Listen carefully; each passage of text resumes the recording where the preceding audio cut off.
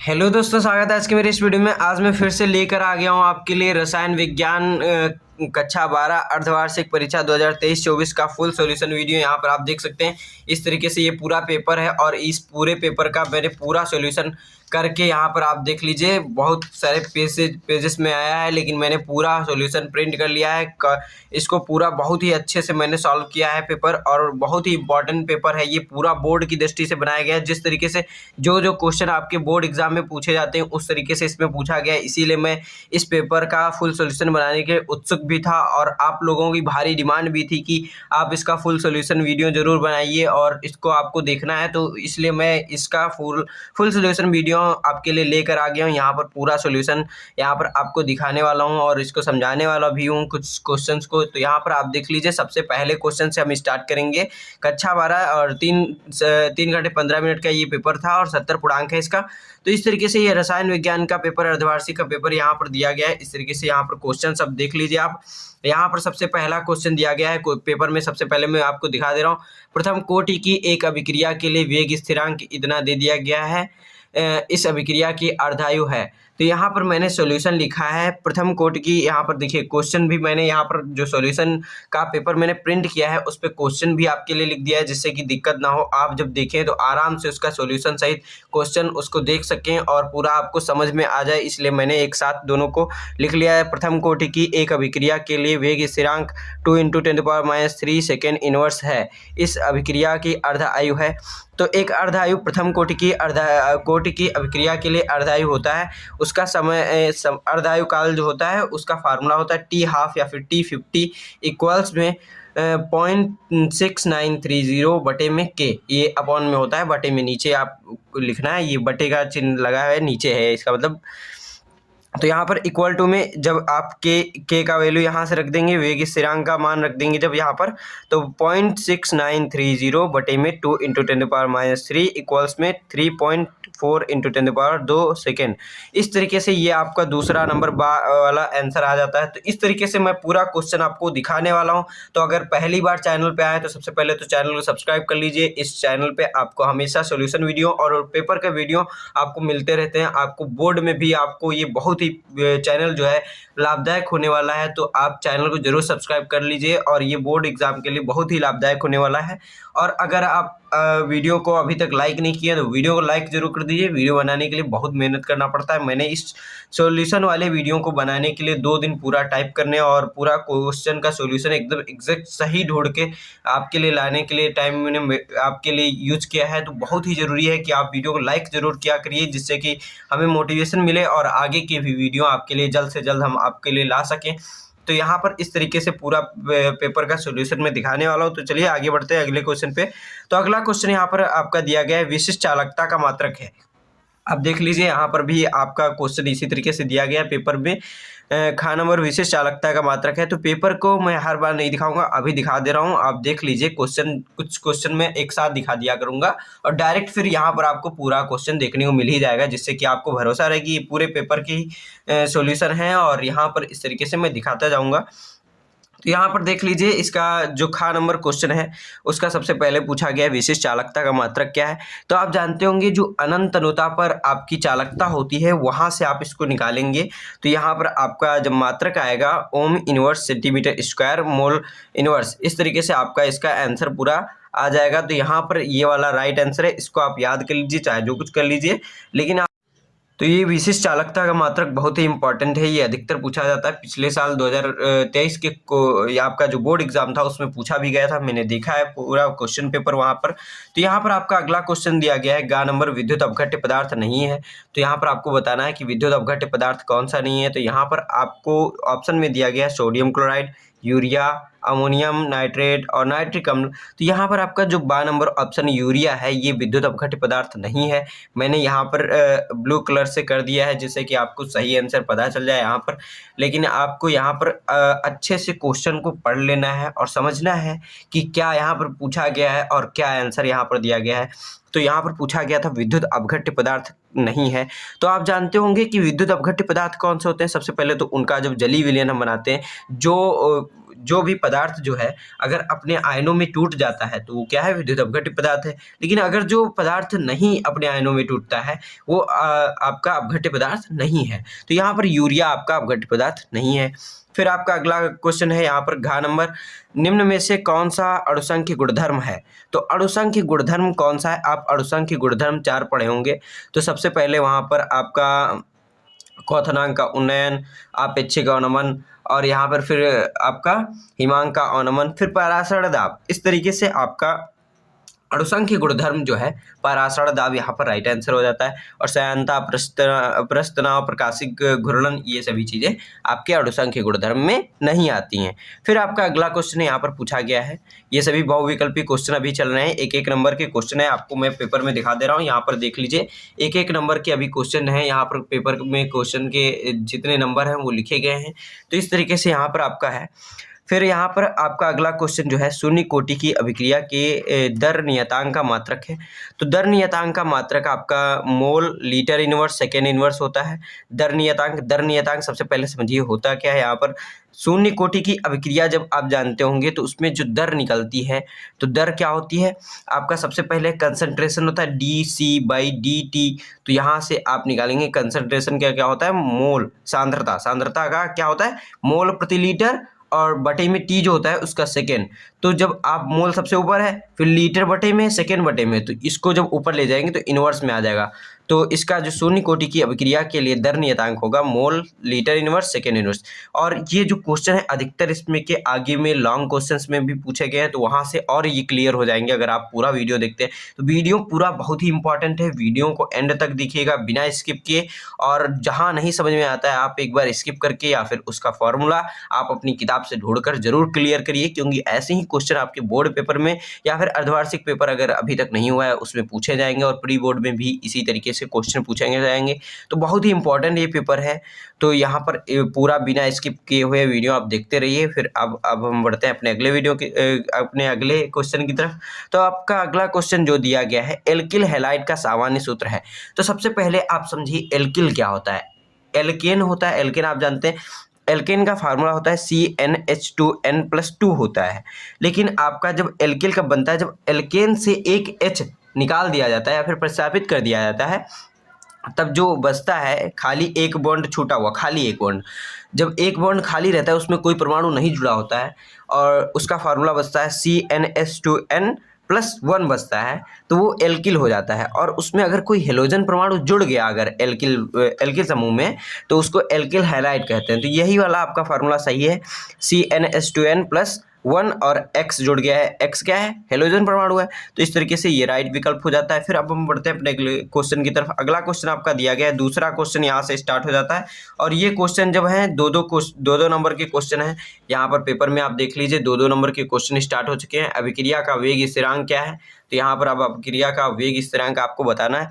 तो आप जानते होंगे कि अभिक्रिया का वेग स्थिरांक जो होता है के होता है, के को क्या कहते हैं, मतलब किस तरीके से क्या है आपको बताना है यहाँ पर। तो स्थिर ताप पर आपको परिभाषा किस तरीके से बनानी होती है, यहाँ पर ये भी आप समझ सकते हैं कि फार्मूला आपका पता है K इक्वल्स माइनस या फिर प्लस dC/dt होता है, dC/dt। तो अगर सांद्रता इकाई हो तो जो यहाँ पर आपकी वेग दर होगी वही आपकी यहाँ पर जो वेग स्थिरांक है उसका मान होगा। तो वही यहाँ पर लिखा गया है, स्थिर ताप पर विशिष्ट अभिक्रिया वेग, विशिष्ट अभिक्रिया वेग जो होगा या वेग स्थिरांक के अभिक्रिया के उस वेग के बराबर होता है जबकि अभिकारक की सांद्रता इकाई हो। अगर सांद्रता 1 होगी तो यहाँ पर जो भी वेग आएगा वही आपके वेग स्थिरांक के बराबर होता है।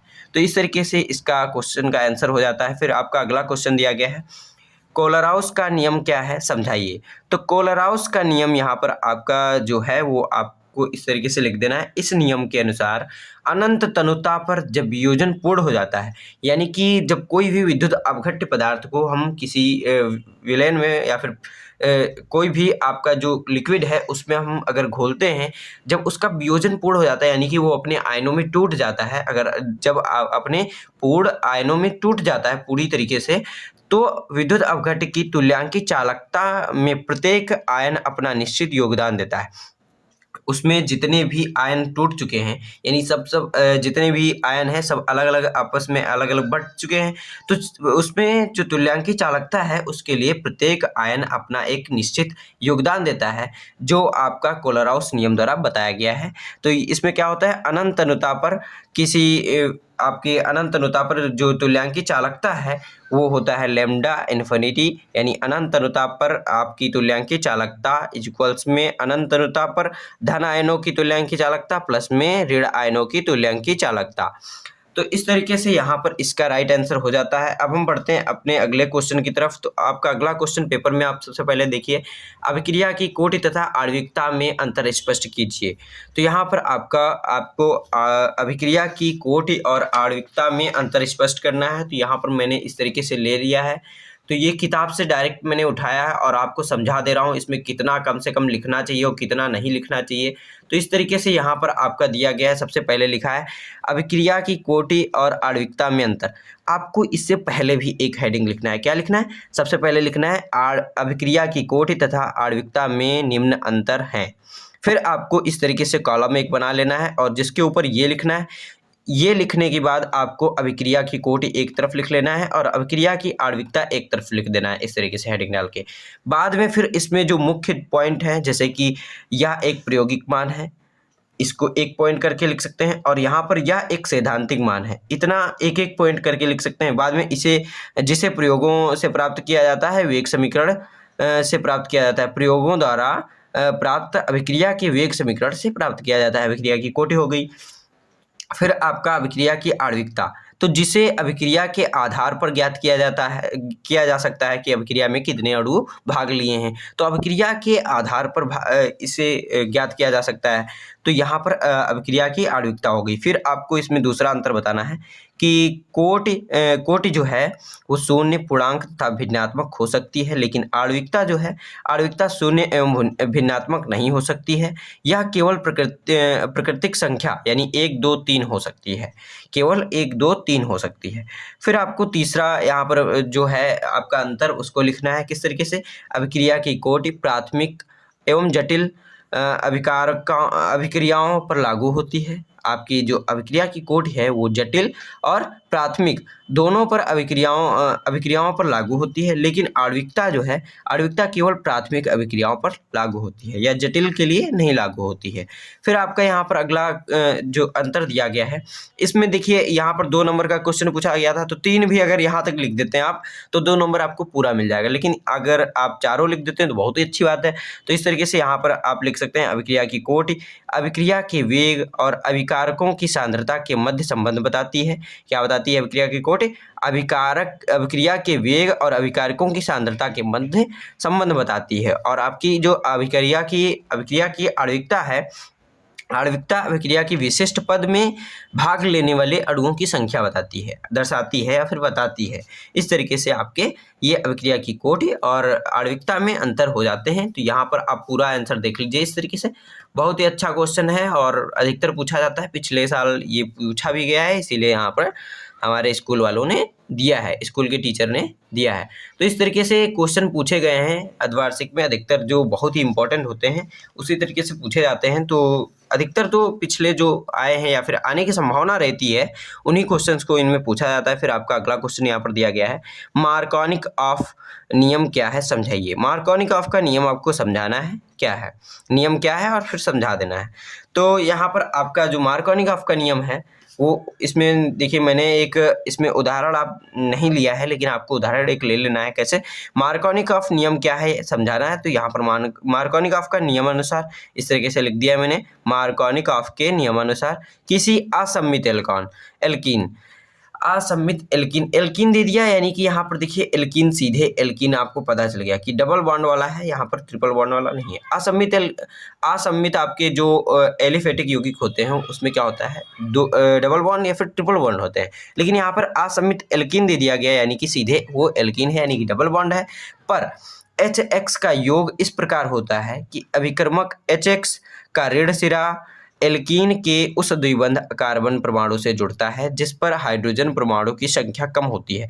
यानी कि आप जब कोई भी असम्मित एल्कीन लेंगे, जैसे कि CH2 डबल बॉन्ड CH2, आप इस तरीके से लेते हैं और आपको एक तरफ CH2 नहीं जुड़ा है, उस एक तरफ आपको क्या ले लेना है, CH3 CH2 CH3 फिर आपको CH फिर डबल बॉन्ड फिर CH2। तो इस तरीके से जब आप लेते हैं कोई यौगिक, तो यहाँ पर देखिए डबल बॉन्ड एक बार आया। जब डबल बॉन्ड आ जाता है तो उसमें आप क्या करेंगे, जहां पर सबसे कम हाइड्रोजन परमाणु की संख्या है वहां पर आपका हेलोजन परमाणु जुड़ेगा, और जहां पर हाइड्रोजन परमाणु की संख्या अधिक है वहां पर आपका हाइड्रोजन परमाणु जुड़ेगा। इस तरीके से ये मार्कोनिकॉफ का नियम है, और इसी का उल्टा एंटी मार्कोनिकॉफ नियम होता है। कक्षा 11 में भी आप इसको पढ़ चुके हैं, तो बहुत ही अच्छा क्वेश्चन है ये। फिर आपका अगला क्वेश्चन है यहाँ पर तीसरा नंबर क्वेश्चन स्टार्ट हो जाता है, और इसके मैं नंबर दिखा दे रहा हूँ कितने नंबर का ये तीसरा क्वेश्चन है। तो तीसरा क्वेश्चन यहाँ पर 2 पन्नों में आया है, यानी अगले पेज पे भी गया है। तीसरा क्वेश्चन यहाँ से स्टार्ट है, ये देख लीजिए। मोल प्रभाज किसे कहते हैं? विलेय के मोल प्रभाज एवं वाष्प दाब। फिर अगला जो आगे लिखा है वो आपका अगले पेज पे है। तो इस तरीके से लिखा है कि अवनमन के संबंध का व्यंजक लिखिए। 2 नंबर का ये भी क्वेश्चन है। तो इस तरीके से क्वेश्चन है, यहाँ पर मैंने लिख दिया है, तो इसको यहाँ से आप पढ़ सकते हैं। तीसरा क्वेश्चन है का मोल प्रभाज किसे कहते हैं? सबसे पहला क्वेश्चन, मोल प्रभाज किसे कहते हैं? आपको मोल प्रभाज क्या है ये आपको बताना है। फिर आपको विलेय के मोल प्रभाज एवं वाष्प दाब के अवनमन में संबंध का व्यंजक लिखना है। सिर्फ डायरेक्ट आप व्यंजक लिखना है, तो हेडिंग डाल देंगे कि ये इस चीज का व्यंजक है, लेकिन आपको सिर्फ व्यंजक लिखना है, इसमें और कुछ नहीं करना। तो यहाँ पर सबसे पहले क्या करेंगे, मोल प्रभाज किसे कहते हैं? मोल प्रभाज क्या है उसको आप लिख दीजिए। एक विलयन में किसी घटक विशेष का मोल प्रभाज उस घटक के मोलों की संख्या तथा विलयन में उपस्थित सभी घटकों के कुल मोलों की संख्या के अनुपात के बराबर होता है। जैसे आपका कोई मोल प्रभाज x है, XA यानी A घटक का आपका कोई मोल प्रभाज है, तो XA इक्वल्स क्या हो जाएगा, ए के मोलों की संख्या यानी Na बटे में जितने आपके उस विलयन में कोई भी पदार्थ है उसका मोलों की संख्या, यानी कि Na प्लस NB NC अगर है तो NC भी, जितने भी हैं सबका योग कर देंगे, उससे आप भाग जब ले लेंगे अनुपात ही आपका ये कहलाएगा। अनुपात बराबर होता है किसके? मोल अंश के, या फिर मोल प्रभाज के, या फिर मोल फ्रैक्शन के।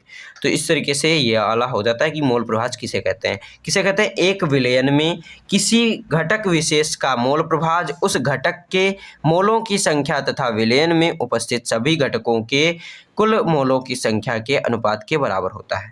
तो इस तरीके से मोल प्रभाज हो गया। फिर आपका अगला पूछा गया है, विलेय के मोल प्रभाज एवं वाष्प दाब में अवनमन के संबंध का व्यंजक लिखिए। तो वाष्प दाब का अवनमन और मोल प्रभाज में आपको संबंध लिखना है। तो विलेय के मोल प्रभाज एवं वाष्प दाब में अवनमन के संबंध का व्यंजक निम्न है। क्या है? P0 यानी शुद्ध कोई भी विलेय है उसका मोल प्रभाज माइनस में जो आपका विलयन है उसका मोल आपका वाष्प दाब, फिर बटे में यहाँ पर आपका फिर यहाँ पर आपका ये हो गया क्या, शुद्ध विलेय का वाष्प दाब, फिर बराबर में XB यानी कि आपका जो भी विलायक है उसका यहाँ पर मोल प्रभाज। इस तरीके से ये आ गया। ये क्या है? वाष्प दाब। ये शुद्ध विलेय का वाष्प दाब और ये विलयन का वाष्प दाब। इस तरीके से यहाँ पर आपका जो संबंध है अवनमन और वाष्प दाब में, तो ये मतलब कि वाष्प दाब का अवनमन में और मोल प्रभाज में जो संबंध है ये है। तो इस तरीके से आपको ये लिख देना है। तो अगर यहाँ पर आपको थोड़ा दिक्कत हुआ होगा, मैं थोड़ा सा गड़बड़ा के बोल रहा था, लेकिन इसमें थोड़ा सा हो जाता है जल्दी में, वीडियो बनाते समय थोड़ा दिक्कत होता है। लेकिन इसके बारे में ये मत आप कमेंट में लिखने लगिएगा कि आप बहुत ज़्यादा गड़बड़ा रहे हैं। तो इस तरीके से आपको समझ लेना है, थोड़ा सा एडजस्ट कर लेना है कि बोलते समय थोड़ा सा गड़बड़ हो जाता है कोई। तो यहाँ पर फिर आपका ख नंबर क्वेश्चन है, हेनरी के नियम की उदाहरण सहित समझाइए। हेनरी का नियम जो है उसको उदाहरण सहित समझाना है। यहाँ को होना चाहिए, हेनरी के नियम को उदाहरण सहित समझाइए। तो हेनरी का नियम सबसे पहले आपको हेडिंग डाल देना है। हेनरी का नियम ये ब्लैक पेन से आपको लिखना है। हेनरी का नियम इंग्लिश लिखना चाहें तो लिख सकते हैं, हेनरीज लॉ। नहीं लिखना चाहते हैं मत लिखिए। इस नियम के अनुसार स्थिर ताप पर किसी गैस की द्रव में विलेयता किसी गैस के दाब के समानुपाती होता है। यानी कि अगर कोई भी गैस है आपकी तो उसकी विलेयता जो किसी द्रव में विलेयता होगी, यानी कि पानी में अगर आप हवा को मिलाना चाहते हैं तो उसकी जो हवा की विलेयता पानी में होगी वो किसके बराबर होगी, उस पर लगाया गया दाब के, यानी कि दाब के समानुपाती होती है। तो विलेयता m समानुपाती है P यानी दाब के, या इसको लिख सकते हैं m इक्वल्स के पी। के क्या है आपका, हेनरीज कांस्टेंट है। तो इस तरीके से यहाँ पर m इक्वल्स के पी इस तरीके से आ जाता है, जहाँ m है घुली हुई गैस की मात्रा, P है साम्य पर गैस का दाब, जो साम्य की अवस्था उस समय बनी है उस पे उसका गैस का जो दाब है वो, फिर K का है समानुपाती स्थिरांक है। उदाहरण यहाँ पर पूछा था, उदाहरण सही समझाइए। तो उदाहरण क्या लेंगे, शीतल जल, शीतल पेय पदार्थ जैसे कि सोडा वाटर या फिर कोल्ड ड्रिंक। आप कोई भी कोल्ड ड्रिंक पीते हैं उसमें जब आप ढक्कन खोलते हैं तब एकदम से हवा गैस निकलता है ना, गैस जो निकलता है उसमें CO2 मिक्स होता है, CO2 सोडा वाटर में मिक्स होता है। की विलेयता बढ़ाने के लिए बोतल को उच्च दाब पर बंद किया जाता है, यानी कि दाब अधिक लगाकर उसको बंद किया जाता है, मशीनों द्वारा बंद किया जाता है। उसमें दाब लगा करके तब जाके उसमें गैस, जिससे कि वो जो CO है आपकी CO2 गैस है वो आपका मिक्स हो जाए उसमें अच्छे से। इस तरीके से आपको दाब जितना बढ़ा देते हैं, देखेंगे शुरुआत में जब कोल्ड ड्रिंक का बोतल आप पकड़ेंगे तो टाइट लगेगा, बाद में आप जब खोल देंगे तब आपका दबने लगता है, वो दब जाता है। तो इस तरीके से यहाँ पर ये आपका जब वाष्प यहाँ पर दाब बढ़ा दिया जाता है तो आपकी गैस की विलेयता बढ़ जाती है। लेकिन आप जब ढक्कन खोल देते हैं तो वो वायुमंडलीय दाब सिर्फ रह जाता है, बाहरी दाब जो लगा हुआ है वो हट जाता है। तो यहाँ पर आपकी जब दाब घट जाता है तो विलेयता घट जाती है, विलेयता घट गई यानी पानी में जितनी हवा मिक्स है वो बाहर निकल जाती है। तो इस तरीके से यहाँ पर आपका ये हो जाता है। फिर अब हम बढ़ते हैं अपने अगले क्वेश्चन की तरफ। तो अगला क्वेश्चन यहाँ पर दिया गया है, सबसे पहले आप पेपर में देखिए जिससे कि और आपका स्पष्ट हो सके। तो अगला क्वेश्चन है गा नंबर, मानक इलेक्ट्रोड विभव से आप क्या समझते हैं। तो मानक इलेक्ट्रोड विभव से क्या समझते हैं आपको बताना है। 2 नंबर का ये भी क्वेश्चन है, यहाँ पर मैंने लिख दिया है तो ये आप देख लीजिए। ये देखिए गा नंबर, इलेक्ट्रोड विभव से आप क्या समझते हैं। तो मानक इलेक्ट्रोड विभव, स्टैंडर्ड इलेक्ट्रोड पोटेंशियल। तो इस तरीके से यदि अर्ध शेल अभिक्रिया में प्रयुक्त सभी आयनों की सांद्रता इकाई तापमान, यानी कि जितने भी आपके प्रयुक्त आयन हैं किसी अर्ध शेल में, कोई भी अर्ध शेल आप ले लीजिए, उसमें जितने भी प्रयुक्त आयन हैं उनका इकाई सांद्रता पर तापमान अगर 25 डिग्री हो और वायुमंडलीय दाब यानी 1 वायुमंडलीय दाब हो, तो मानक परिस्थितियों में, ये सभी मानक परिस्थितियां हैं क्या, इकाई सांद्रता 25 डिग्री ताप 1 वायुमंडलीय दाब, मानक परिस्थितियों में हो तो इलेक्ट्रोड का विभव मानक इलेक्ट्रोड विभव कहलाता है।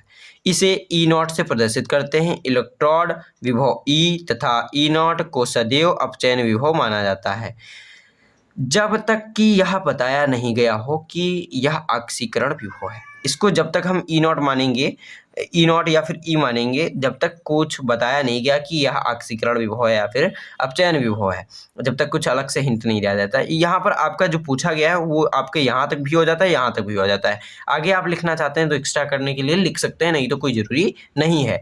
फिर आपका यहाँ पर अगला क्वेश्चन का जो आंसर दिया गया है, क्वेश्चन भी यहाँ पर लिखा है, विद्युत अपघट्य सेल तथा गैल्वेनी सेल में अंतर स्पष्ट कीजिए। तो विद्युत अपघटनी सेल जो होता है और विद्युत गैल्वेनी सेल है उसमें आपको अंतर बताना है। तो सबसे पहला यहाँ पर आपको, जैसे मैंने पहले अंतर में बताया, क्या लिखना है, विद्युत अपघटनी सेल तथा गैल्वेनी सेल में अंतर निम्नलिखित है। इस तरीके से आपको सबसे पहला लाइन लिख देना है। फिर आपको ये ऊपर लिखना है इस सारणी के, यानी कि ये जो कॉलम बना के आपको अलग अलग लिखना है, और अंतर हमेशा आपको कॉलम बनाकर अलग अलग ही लिखना होता है। तो यहाँ पर सबसे पहले ऊपर लिख लेंगे विद्युत अपघटनी सेल व गैल्वेनी सेल में निम्नलिखित अंतर है। बाद में फिर आपको ये लिख देना है विद्युत अपघटनी सेल एक तरफ, गैल्वेनी सेल एक तरफ। विद्युत अपघटनी सेल में क्या क्या होता है यहाँ पर लिखना है, और गैल्वेनी सेल में क्या होता है यहाँ लिखना है। अधिकतर चीजें इसमें जो होती हैं इसमें नहीं होती हैं, या फिर इसमें होती हैं तो इसमें नहीं होती हैं। इस तरीके से अंतर आपको बताना होता है कि अंतर क्या है, इसमें जो होता है ये इसमें नहीं होता है, यही अंतर होता है। तो इस तरीके से इसमें सबसे पहला अंतर लिखा गया है, यह सेल विद्युत ऊर्जा को रासायनिक ऊर्जा में परिवर्तित करती है। विद्युत अपघटनी सेल क्या होता है, विद्युत अपघटनी सेल में विद्युत ऊर्जा को रासायनिक ऊर्जा में बदला जाता है। जैसे कि आपकी मोबाइल की बैटरी होती है, आप विद्युत ऊर्जा उसको देते हैं तो वो रासायनिक ऊर्जा में उसको संचित कर लेता है, रासायनिक ऊर्जा में संचित करके आपको फिर से इलेक्ट्रिक ऊर्जा में दे देता है। तो इस तरीके से यहाँ पर आपको विद्युत अपघटनी सेल जो है वो होता है, यदि यह सेल विद्युत ऊर्जा को रासायनिक ऊर्जा में परिवर्तित करता है। फिर आपका गैल्वेनी सेल क्या होता है? यह सेल रासायनिक ऊर्जा को विद्युत ऊर्जा में परिवर्तित करता है। तो जैसे कि आप टॉर्च वाला पहले पहले जो टॉर्च में सेल आता था मोटा सा, वो उसमें जो रिएक्शन होती थी वो सेल उसमें रासायनिक ऊर्जा को विद्युत ऊर्जा में बदला जाता था, जिसको आप दोबारा चार्ज नहीं कर पाते थे। फिर यहाँ पर आपका अगला क्वेश्चन मतलब अगला जो अंतर आपको लिखना है, इसमें स्वतः रेडॉक्स अभिक्रिया संपन्न नहीं होती, अस्वतः होती है ना। यहाँ पर अस्वतः लिखा है, यानी इसमें स्वतः रेडॉक्स अभिक्रिया नहीं होती। रेडॉक्स मतलब कि अपचयन और ऑक्सीकरण अभिक्रिया स्वतः नहीं होती, इसको करने के लिए आपको अलग से ऊर्जा देनी पड़ती है, यानी कि विद्युत ऊर्जा अलग से आप दे रहे हैं ना, तो तब आपका यहाँ पर रिएक्शन होता है। लेकिन इसमें स्वतः होता है, इसमें आपका स्वतः होता है, इसमें अलग से ऊर्जा आपको नहीं देनी पड़ती है, इसमें स्वतः रेडॉक्स अभिक्रिया संपन्न होती है। फिर आपका यहाँ पर दूसरा अंतर है, तीसरा है यहाँ पर, इसमें इलेक्ट्रोड धनी इलेक्ट्रोड तथा कैथोड ऋणी इलेक्ट्रोड होता है, यानी कि इसमें जो आपका एनोड होता है वो होता है पॉजिटिव, धन होता है, धन सिरा होता है, और कैथोड जो होता है वो ऋण सिरा होता है। जिस तरीके से आपका बैटरी होता है उस पर प्लस माइनस लिखा होता है, तो यहाँ पर प्लस क्या है?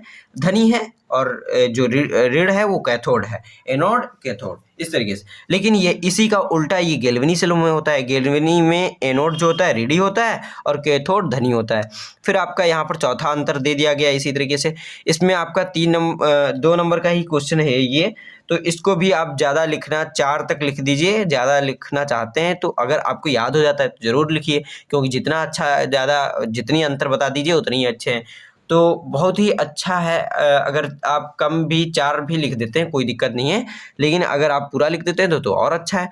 तो इस तरीके से यहाँ पर अगला आपका अंतर है, इसमें एक ही पात्र में एक ही प्रकार के विद्युत अपघट्य में दोनों इलेक्ट्रोड को डूबे रहते हैं।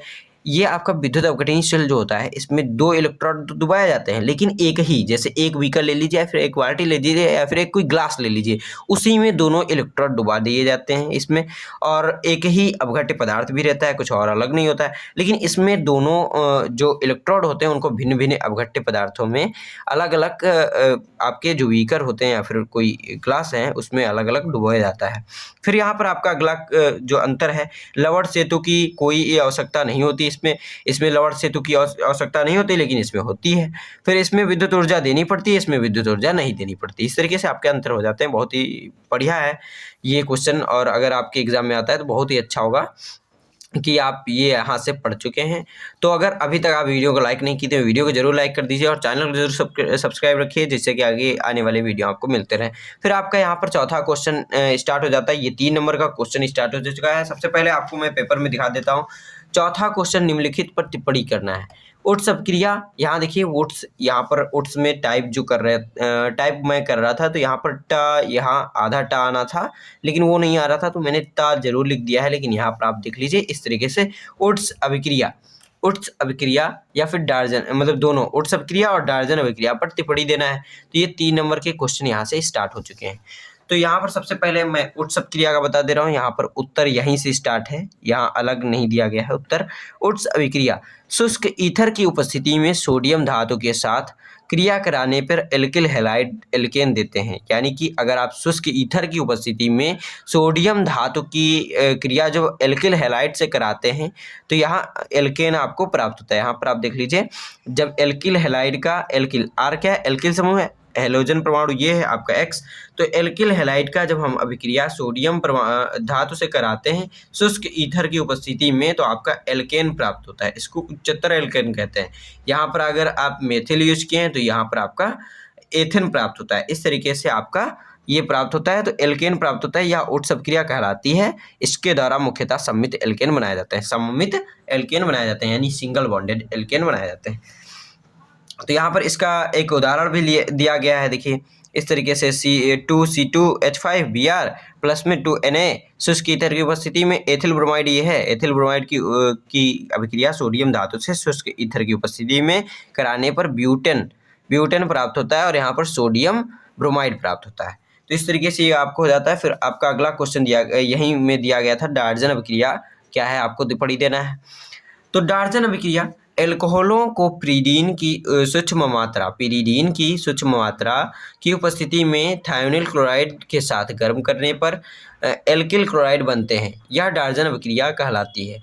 जब आप कोई भी एल्कोहल को पिरीडीन की सूक्ष्म मात्रा में थायोनिल क्लोराइड के साथ गर्म करते हैं तो यहाँ पर आपका एल्किल क्लोराइड प्राप्त होता है। यहाँ पर आप देख लीजिए एल्किल OH समूह जुड़ा यानी कि आपका ये एल्कोहल हो गया।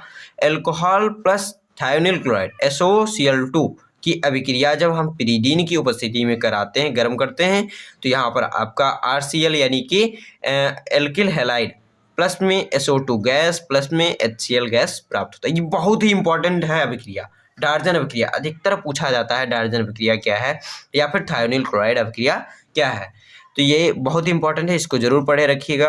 तो इस तरीके से ROH प्लस SOCl2 और RCl plus SO2 plus HCl बनता है इस तरीके से। और इसका उदाहरण भी मैंने दे दिया है, एथिल अल्कोहल थायोनिल क्लोराइड के साथ अभिक्रिया जब कराई जाती है तो एथिल क्लोराइड प्राप्त हो जाता है और ये दोनों गैसें हैं, उड़ जाती हैं। फिर यहाँ पर अगला आपका क्वेश्चन दिया गया है SN1 तथा SN2 अभिक्रिया की क्रियाविधि समझाइए। ये SN1 और SN2 अभिक्रिया की क्रियाविधि समझाना है। तो जैसा कि मैं पहले भी 2 बार बता चुका हूँ और यहाँ पर फिर बता देना चाहता हूँ कि ये जो जितने क्वेश्चन हैं बहुत ही इंपॉर्टेंट हैं और पिछले वर्षों में पूछे जा चुके हैं और आगे भी ये इनकी पूछे जाने की संभावना बहुत ज़्यादा है। वही क्वेश्चन यहाँ पर पूछे गए हैं और ये पेपर जो है बहुत ही इंपॉर्टेंट है। तो अंत तक वीडियो में बने रहिए, अभी वीडियो आपको छोड़कर नहीं जाना है, पूरा वीडियो आपको देखना है। फिर यहाँ पर SN1 एक एकाणुक अभिक्रिया है, मतलब एकाणुक क्रियाविधि यहाँ पर आपको बताना है या एकाणुक क्रियाविधि, SN1 अभिक्रिया या फिर एकाणुक क्रियाविधि। तो SN1 और यूनिमोलिकुलर मैकेनिज्म यह अभिक्रिया 2 पदों में संपन्न होती है। SN1 अभिक्रिया जो है यह 2 पदों में संपन्न होती है। इसमें पहले पद में एल्किल हैलाइड क्रियाधार यौगिक यानी कि पहले पद में सिर्फ एल्किल हैलाइड होता है, धीरे धीरे बिस्मांस विदलन के द्वारा विदलित होकर कार्बोधनायन उत्पन्न करता है, यानी कि ये टूट करके कार्बोधनायन में बदल जाता है। फिर प्राप्त कार्बोधनायन जो होता है वो दूसरे पद में तीव्रता से नाभिक स्नेही न्यूक्लियोफिलिक अभिक्रमक से अभिक्रिया करके उत्पाद देता है। तो इस तरीके से RX की अभिक्रिया शुरुआत में एक ही अणु भाग ले रहा है अभिक्रिया में, इसलिए ये एकाणुक अभिक्रिया हो गई और ये अभिक्रिया मंद होती है और दूसरी तीव्र होती है। तो ये RX जो है बॉन्डेड है, एक में जुड़ा हुआ है एल्किल हैलाइड, बाद में ये टूटकर कार्बोधनायन का निर्माण करता है, प्लस में आपका यहाँ पर X माइनस यानी कि हेलोजन परमाणु निकल जाता है। फिर यहाँ पर RX की जब क्रिया कोई नाभिक स्नेही यानी OH माइनस से होती है तो यहाँ पर अभिक्रिया जो होती है बहुत ही तीव्रता से होती है और ये आपका ये एल्कोहल बन जाता है यहाँ पर इस तरीके से। तो यहाँ पर आपका फिर इसके आगे बताया गया है, चूंकि दर निर्धारक पद जो है वो में एक अणु भाग ले रहा है, सहसंयोजक का विघटन होता है और अतएव इसकी कोटि 1 है, इसमें एक अणु भाग ले रहा है और इसमें खुद ही विघटन हो रहा है और बहुत ही जल्दी हो रहा है, इसीलिए इसकी कोटि जो है 1 है और इसको एकाणुक अभिक्रिया कहते हैं। फिर यह एक प्रथम कोटि की अभिक्रिया है, प्रथम कोटि की अभिक्रिया है। इसमें अभिक्रिया की दर केवल एल्किल हैलाइड के सांद्रता पर निर्भर करती है, यानी क्रियाधार की सांद्रता पर निर्भर करती है। फिर अभिक्रिया की दर यानी क्रियाधार समानुपाती होती है, अभिक्रिया की दर समानुपाती, यहाँ पर चिन्ह नहीं आ रहा था इसलिए डायरेक्ट मैंने लिख दिया समानुपाती, यहाँ पर आपको चिन्ह बना देना है इस तरीके वाला समानुपाती। अभिक्रिया की दर जो है समानुपाती है क्रियाधार की सांद्रता के। फिर अर्थात अभिक्रिया की दर RX की सांद्रता तृतीय एल्किल हैलाइड की प्रतिस्थापन अभिक्रिया सामान्यतः SN1 क्रियाविधि द्वारा होती है। फिर आपका यहाँ से SN2 स्टार्ट हो जाता है, SN2 या द्विअणुक क्रियाविधि। तो जैसा कि इसके नाम से ज्ञात होता है कि इसकी क्रियाविधि 2 अणुओं के साथ साथ सांद्र प्रवर्तित होती है, अतः यहाँ पर अभिक्रिया की दर एल्किल हैलाइड तथा नाभिक स्नेही दोनों के सांद्रता पर निर्भर करती है। यहाँ पर जो अभिक्रिया की दर समानुपाती किसकी होती है, एल्किल हैलाइड की सांद्रता पर और नाभिक स्नेही की सांद्रता पर। यहाँ पर जो पहला पद होता है उसमें 2 अणु भाग लेते हैं, कौन कौन से, एल्किल हैलाइड और दूसरा क्या होता है, नाभिक स्नेही। तो इस तरीके से यह एक पद 1 स्टेप में संपन्न होती है, यह अभिक्रिया जो है एक ही स्टेप में संपन्न होती है, लेकिन पहली वाली जो थी 2 पदों में संपन्न हो रही थी। फिर इसमें क्या कहा है, यह एक पद में संपन्न होती है। फिर इसमें दर निर्धारक पद जो है में दो अणु सहसंयोजित होते हैं, परिवर्तित होने के कारण मध्यवर्ती यौगिक बनता है। तो इस तरीके से यहाँ पर मध्यवर्ती और यौगिक बता दिया गया है। OH माइनस प्लस में आपका मेथिल ब्रोमाइड की अभिक्रिया मंद होती है शुरुआत में, बाद में मध्यवर्ती इस तरीके से बनता है। यहाँ पर बॉन्ड जुड़ते हुए दिख रहा है और यहाँ पर टूटते हुए बॉन्ड दिख रहा है, ये संक्रमण की अवस्था होती है। फिर यहाँ पर मध्यवर्ती यौगिक तेजी से टूटकर उत्पाद बनता है। तो मध्यवर्ती यहाँ पर देखिए टूट रहा था, यहाँ जुड़ रहा था और यहाँ टूट रहा था, तो ये जुड़ जाता है और ये टूटकर बाहर निकल जाता है। तो ये जुड़ने के बाद आपकी ये तीव्रता से पूर्ण होती है और यहाँ पर Br माइनस निकल जाता है बाहर। तो इस तरीके से ये नाभिक स्नेही, द्विअणुक नाभिक स्नेही और एक अणुक नाभिक स्नेही अभिक्रिया का क्रिया विधि हो जाती है। किस तरीके से हो रहा है काम इसमें। फिर यहाँ पर आपका ग नंबर क्वेश्चन है, मैं पेपर में पहले दिखा दे रहा हूँ इसको। अब आपको पेपर में आप इस तरीके से देख लीजिए। ग नंबर, एरियल हैलाइड नाभिक स्नेही प्रतिस्थापन अभिक्रिया के प्रति एल्किल हैलाइड की अपेक्षा कम होती है, क्यों? यहाँ पर आपको क्या बताना है, सबसे पहले समझिए। एरियल हैलाइड यानी कि बेंजीन पर जब कोई हैलोजन परमाणु जुड़ा होता है तो उसको एरियल हैलाइड बोलते हैं। नाभिक स्नेही प्रतिस्थापन अभिक्रिया यानी कि नाभिक स्नेही प्रतिस्थापन अभिक्रिया किसकी? एरियल हैलाइड की किसके अभिक्रिया के अधिक कम क्रियाशील होती है? तो एल्किल हैलाइड की अपेक्षा कम क्रियाशील होती है। क्यों होती है ये आपको बताना है। तो यहाँ पर मैं दिखा दे रहा हूँ क्यों कम होती है। तो सबसे पहले यहाँ पर आप पढ़ेंगे तो समझ में आएगा। एरियल हैलाइड नाभिक स्नेही प्रतिस्थापन अभिक्रिया के प्रति कम क्रियाशील होता है क्योंकि इसमें हैलोजन पर उपस्थित एकाकी इलेक्ट्रॉन युग्म बेंजीन वलय के इलेक्ट्रॉन पाई बंध के साथ अनुनाद करते हैं, जिससे CX बंध में आंशिक द्विबंध के गुण आ जाते हैं, अतः इस बंध का टूटना मुश्किल हो जाता है। इसमें क्या होता है, जब आपका कोई हैलोजन परमाणु जुड़ा है उसमें जो ऊपर हैलोजन परमाणु का एक इलेक्ट्रॉन नीचे आ जाता है और ये क्या हो जाता है, आपका समवायता दर्शाने लगता है। समवायता यानी कि आपका कहीं डबल बॉन्ड है, कहीं सिंगल बॉन्ड है। तो ये समवायता दर्शाने के कारण इसमें आप देखेंगे ये जो इस तरीके से बेंजीन बनाया जाता है इसको पूरा गोल कर दिया जाता है, यानी इसमें फिक्स नहीं रहता है कि कहाँ पर डबल बॉन्ड है, कहाँ पर सिंगल बॉन्ड है। तो इसी वजह से जब डबल बॉन्ड हो जाता है तो यहाँ पर आपका जो नाभिक स्नेही है उसका आक्रमण जो होता है वो इतना प्रभावशाली नहीं हो पाता है, इसलिए यह कम क्रियाशील होती है एल्किल हैलाइड की अपेक्षा में। फिर यहाँ पर आपका तीसरा क्वेश्चन दे दिया गया है सीधे, इसमें आपको नाम लिखना था, IUPAC नाम लिखना है। 3 नंबर का ये भी क्वेश्चन है। तो इस तरीके से यहाँ पर आपका यौगिक दिया गया CH3 बॉन्ड है, CH बॉन्ड CH3 यहाँ पर दूसरे वाले से Cl जुड़ा हुआ है। तो यहाँ पर आप जानते होंगे यहाँ पर पहला किसी तरफ से भी नंबरिंग कीजिए कार्बन से, तो 1 2 3 तो दूसरे पर क्लोरो आ रहा है, क्लोरीन आ रहा है, तो 2 chloro propane meth eth propane. तो इस तरीके से यहाँ पर 2 क्लोरोप्रोपेन इसका IUPAC नाम हो जाता है। फिर यहाँ पर इसी तरीके से अगले वाला जो दिया गया है इसका IUPAC नाम बताना है। तो ये बेंजीन है, इससे पहले ये दिया गया है, इसको आप पढ़ लीजिए। यहाँ पर कार्बन की संख्या 3 है तो यानी प्रोप आ रहा है, फिर क्लोरो एक जुड़ा है, पहले पर जुड़ा है यानी 1 क्लोरोप्रोपेन, इस तरीके से इसका IUPAC नेम हो जाता है। फिर इसका IUPAC नेम क्या होगा, यहाँ पर किसी तरफ से भी नंबर दीजिए, किसी एक क्लोरीन के पास से 1 2 3 तो तीसरे पे ही आएगा, 1 2 3 ये भी तीसरे पे आएगा, तो 1 और 3 क्लोरोबेंजीन। इस तरीके से आपका इसका IUPAC नाम आप लिख देते हैं। फिर आपका इसी में अथवा क्वेश्चन दिया गया था, मैंने कहा है कि पूरा क्वेश्चन सॉल्व कराऊंगा, इसलिए अथवा वाला क्वेश्चन भी मैंने यहाँ पर नहीं छोड़ा है। तो पूरा क्वेश्चन आपको सॉल्व करने को मिलेगा। एक यौगिक के 4.18 ग्राम को 240 ग्राम जल में घोलने पर एक वायुमंडलीय दाब पर विलयन का क्वथनांक 100.56 डिग्री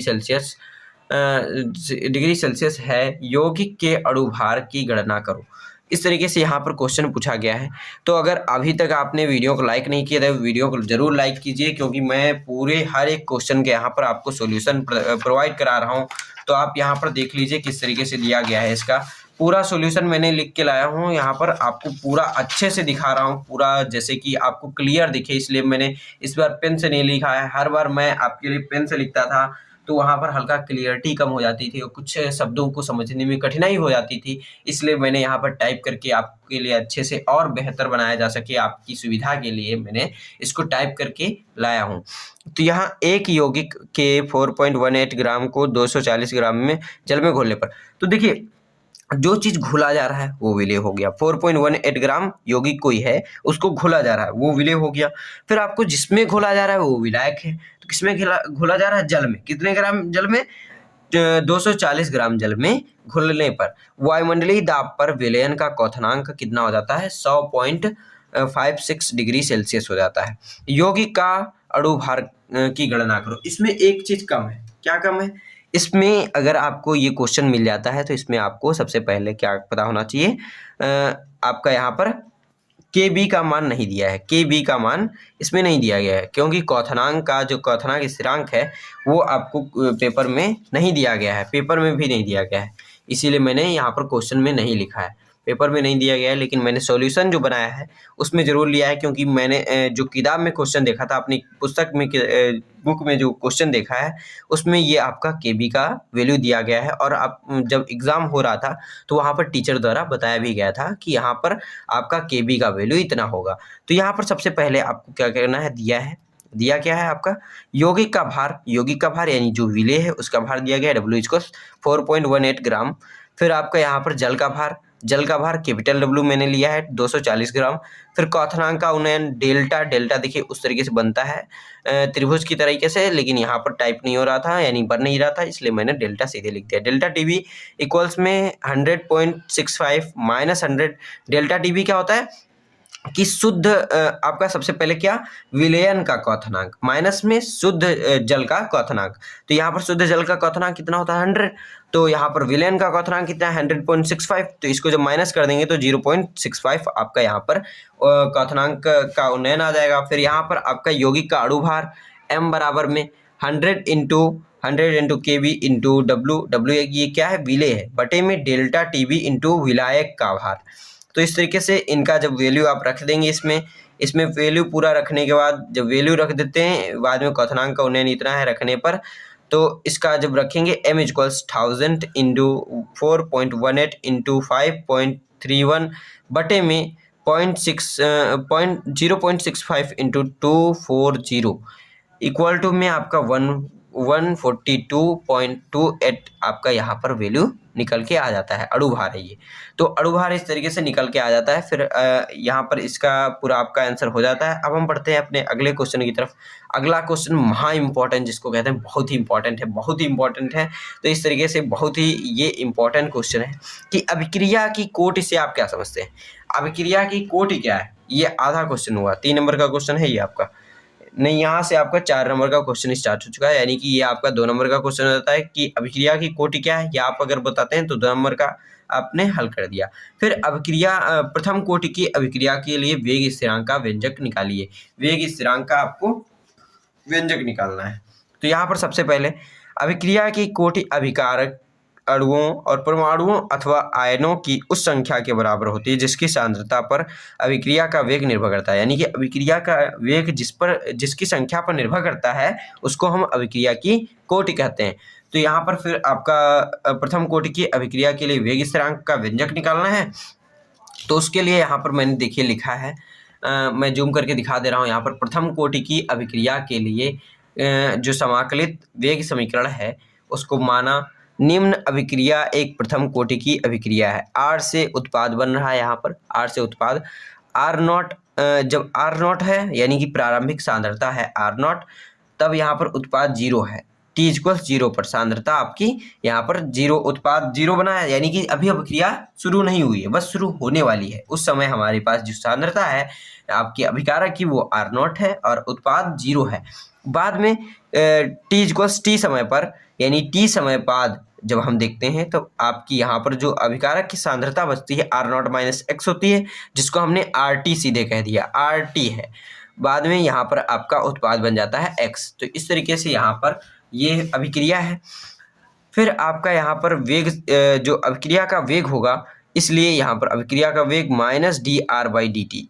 -dr क्या है, dr यानी कि जो आपकी अभिकारक की सांद्रता है, माइनस क्यों, अभिकारक की सांद्रता माइनस में ली जाती है, उत्पाद की सांद्रता प्लस में ली जाती है, इसलिए यहाँ पर माइनस लगा हुआ है।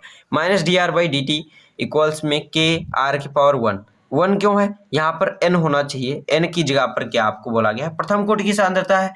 प्रथम कोटि की अभिक्रिया के लिए आपको वेग स्थिरांक निकालना है, यानी प्रथम कोटि यानी n=1 दे दिया गया। तो प्रथम कोटि के लिए यहाँ 1 लिख देंगे, तो k r⁴ 1 लिख दिए। 1 लिखने के बाद यहाँ पर आप देखेंगे इसको नीचे यहाँ भेज देंगे, dt को उधर भेज देंगे। तो वहाँ समाकलन करने पर बाद में उधर भेजने के बाद समाकलन कर देंगे, यहाँ पर लिमिट लिख देंगे R0 से RT तक dr/d आपका यहाँ पर R हो जाएगा, इक्वल्स में माइनस के समाकलन 0 से t तक dt। तो ये आपको समाकलन है, ये आप फिजिक्स केमिस्ट्री में अगर आपके टीचर ने बताया होगा तो आपको अच्छे से समझ में आ रहा होगा, अगर आपके टीचर ने नहीं बताया होगा तो आपको इतना क्लियर नहीं हो रहा होगा। लेकिन अगर आप मैथ साइड से हैं यानी मैथ लिए हुए हैं तो आपको ज़रूर 100% ये समझ में आ रहा होगा कि किस तरीके से हो रहा है। अगर आप बायोलॉजी साइड से हैं तो अगर आप अच्छे से पढ़ चुके हैं तभी आपको समझ में आ रहा होगा। तो इस तरीके से अगर आपको नहीं समझ में आ रहा है तो अच्छे से इसको आप रट लीजिए एक तरीके से, क्योंकि इस तरीके से क्वेश्चन आपको पूछे ही जाने हैं। लेकिन बोर्ड में आपको नहीं आ रहा है, इससे तो कोई मतलब है नहीं, आपका नंबर जाएगा, इसके लिए आपको ये रटना ही पड़ेगा। तो यहाँ पर ln r concentration of r इस तरीके से लिमिट, इसको जब हम इसको समाकलित कर देंगे तो जब कोई भी आपका dy/dx होता है तो ln x आ जाता है। ln x ये फार्मूला होता है समाकलन के लिए।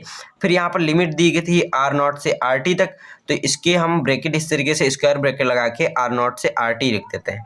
फिर यहाँ पर इसका जब समाकलन करते हैं तो t आता है, dt का जब हम समाकलन करेंगे तो t आएगा 0 से t तक, इसमें भी लिमिट रखना है। और लिमिट जब रखते हैं तो क्या करते हैं, ऊपर लिमिट, यहाँ पर ऊपर वाली लिमिट रखेंगे, फिर माइनस करते हैं निचली वाली लिमिट को, ln RT minus ln R0 equals to minus k और t रख देंगे, t की जगह पर t रख देंगे, फिर माइनस 0 रख देंगे, t की जगह पर 0। तो इस तरीके से रखने के बाद आपका ये ln RT minus ln R0 equals हो माइनस के टी प्राप्त होगा। फिर ln R0 minus ln RT equals के टी, माइनस को उस तरफ भेज दिए तो ln R0 इधर आ गया, माइनस ln RT इस तरफ आ गया। फिर के टी को यहाँ पर रख दिए हैं और 2.303 ये आपका लॉग का, जो हम ln को लॉग में बदलें बेस 10 के लिए, तो यहाँ पर ये वैल्यू आपका यहाँ पर अलग से लिख दिया जाता है गुणे में। जैसे कि ये आपका यहाँ पर अभी बेस ई था, ln था ना, तो इसमें बेस ई था, लेकिन यहाँ पर लॉग में बेस 10 हो चुका है। बेस बदलने के लिए आपको इससे गुणा करना पड़ गया है। तो ln R0 बटे RT, इस तरीके से फाइनली जो आपका इक्वेशन आता है k equals 2.303 into log R0/RT और यहाँ पर t, इस तरीके से यही समाकलित वेग समीकरण आपका प्राप्त हो जाता है। फिर आपका यहाँ पर अगला क्वेश्चन पूछा गया, बहुत इंपॉर्टेंट क्वेश्चन है, बहुत लंबा खींच दिया मैंने, लेकिन ये लंबा क्वेश्चन था ही, इसमें इस तरीके से हो गया। अब आपका अगला क्वेश्चन यहाँ पर पूछा गया, अगला क्वेश्चन आप सबसे पहले देखिए। अगला क्वेश्चन है ये वाला, देखिए हो गया 5वां। फिर हिमांक के अवनमन से आप क्या समझते हैं, और 0.48 ग्राम कार्बनिक यौगिक को 10.6 ग्राम आपका बेंजीन में घोलने पर हिमांक में 1.8 डिग्री सेल्सियस की कमी हुई, यौगिक का अणुभार ज्ञात कीजिए। तो यौगिक का अणुभार इसमें भी ज्ञात करना है, मोलिकुलर वेट। तो इसको मैंने कर दिया बहुत ही अच्छे से, बहुत ही छोटे में मैंने इसको बता दिया, बहुत ही अच्छा क्वेश्चन है। तो यहाँ पर आप सबसे पहले देखेंगे हिमांक के अवनमन से आप क्या समझते हैं, तो सबसे पहले आपका ये क्वेश्चन है, ये आपको लिखना है 2 नंबर में, आपको ये लिख देंगे तो 2 नंबर आपका यहाँ पर मिल जाएगा। हिमांक में अवनमन, डिप्रेशन इन फ्रीजिंग पॉइंट, वह ताप जिस पर किसी पदार्थ की ठोस तथा द्रव अवस्था साम्य अवस्था में होती है। कौन सा ताप, जिस पर की द्रव अवस्था और ठोस अवस्था साम्य अवस्था में होती है, पदार्थ की द्रव अवस्था और ठोस अवस्था, यानी द्रव में और ठोस में, वह आपका यहाँ पर क्या कहलाता है, हिमांक।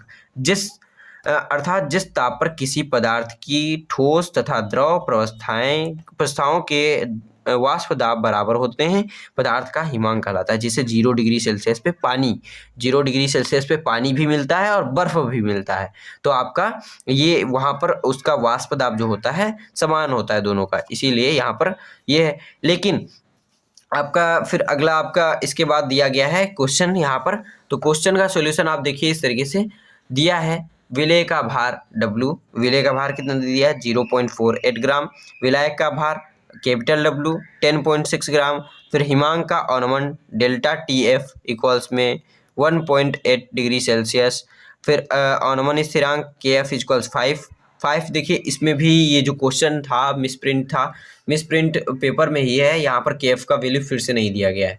तो यहाँ पर क्वेश्चन जो किताब में दिया गया है उस पर ये है, और यहाँ पर मैंने जैसा बताया उसमें भी कि एग्जाम में बता दिया गया था कि इसका ये वैल्यू है।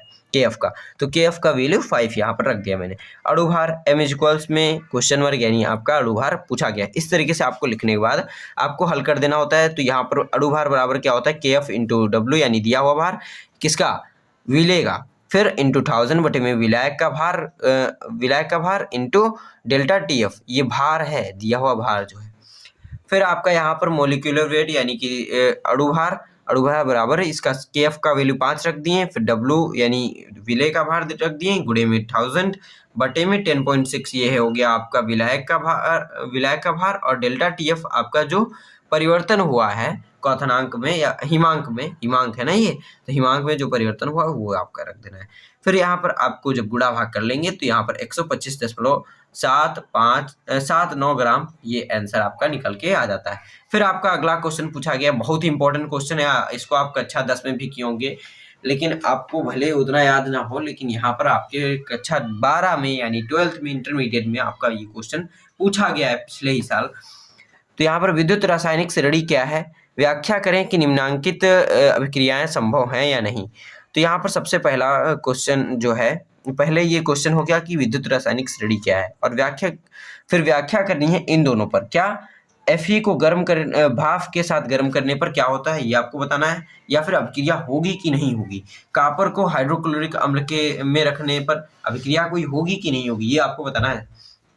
तो यहाँ पर सबसे पहले आप बताएंगे विद्युत रासायनिक श्रेणी क्या है। अर्धसेलों अथवा तत्वों के मानक इलेक्ट्रॉन विभव के मानों को क्रमबद्ध रूप से घटते या बढ़ते क्रम में लिखने पर प्राप्त श्रेणी को विद्युत रासायनिक श्रेणी कहते हैं। अतः तत्वों को उनके बढ़ते अपचयन विभव के आधार पर निर्मित श्रेणी जो होती है विद्युत रासायनिक श्रेणी कहलाती है। फिर आपका यहाँ पर पहला जो अभिक्रिया दिया गया है, Fe को गर्म भाप के साथ गर्म करते हैं जब, तब क्या होता है यहाँ पर यह संभव है। यहाँ सबसे पहले पूछा था संभव है कि नहीं, ये आपको बताना है संभव है कि नहीं। तो यहाँ पर सबसे पहले लिख दिया मैंने संभव है, यह अभिक्रिया जो संभव है, क्योंकि Fe सक्रियता श्रेणी में H2O से ऊपर आता है।